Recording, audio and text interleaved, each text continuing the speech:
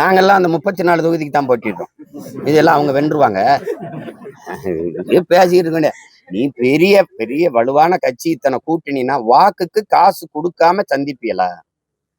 22 கட்சி கூட்டணி, நீங்க பெரிய பெரிய கட்சி கூட்டணி, வாக்குக்கு காசு கொடுப்பியலா? கொடுக்க மாட்டீங்க. உங்கள் ஆட்சி சிறந்த ஆட்சினா அந்த சிறந்த ஆட்சிக்கு மக்கள் திருப்பி இந்த ஆட்சி தொடரணும்னு அவங்க சொல்லுவாங்களா, சொல்ல மாட்டாங்களா?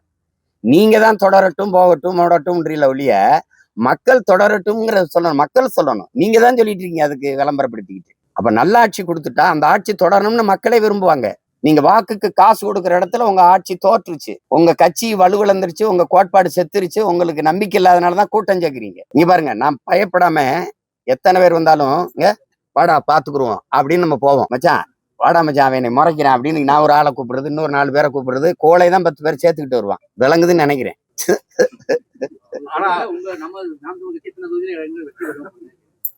நீங்க நான் சொல்றேன் 234 வெல்லுவேன், இல்ல ஒரு 500 கூட கொடுங்கல, வெல்லுவோம்.